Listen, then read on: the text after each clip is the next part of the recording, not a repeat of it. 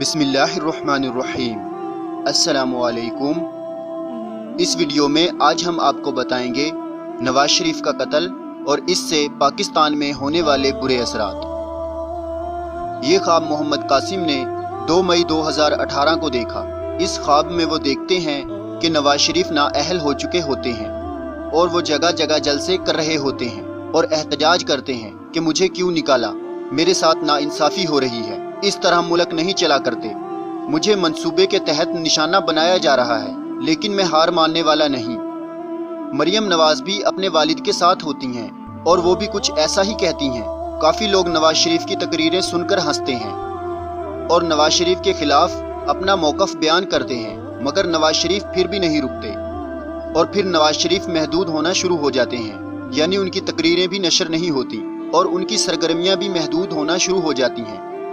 काफ़ी लोग उनकी पार्टी को छोड़कर चले जाते हैं और नवाज शरीफ के लिए मज़ीद मुश्किलात पैदा हो जाती हैं। इस सब की वजह से नवाज शरीफ ज़हनी दबाव का शिकार होना शुरू हो जाते हैं और इन्हें कुछ समझ नहीं आती कि इस सूरत हाल से कैसे निकला जाए।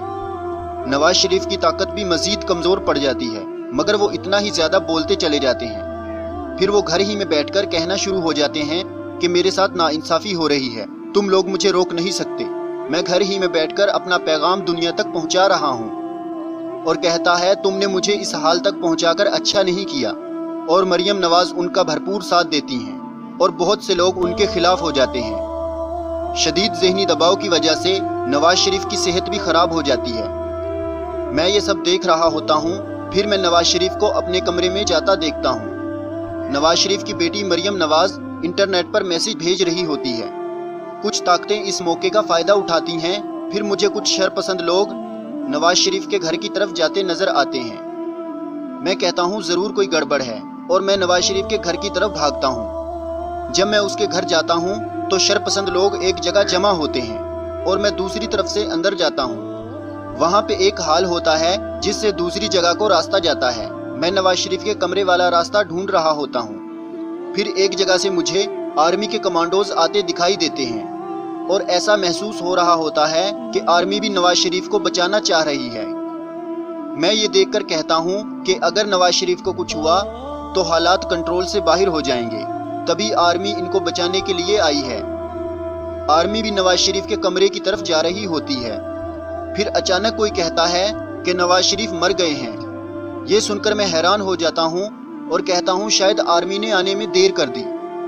मैं चलते चलते एक बड़े कमरे में पहुँचता हूँ और वहाँ मरियम नवाज रो रही होती है और कहती है मेरे वालिद को किसने मार दिया। मैं ये देखकर कहता हूँ ये तो बहुत बुरा हुआ।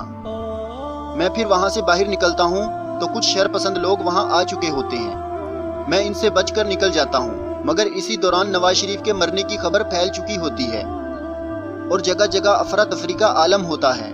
पाकिस्तान की दुश्मन कुव्वतें इस सूरत हाल का फ़ायदा उठा रही होती हैं और तबाही फैला रही होती हैं, यहाँ तक कि सूरत हाल आर्मी के कंट्रोल से बाहर हो जाती है। इस ख्वाब के मंजर बहुत डरावने होते हैं।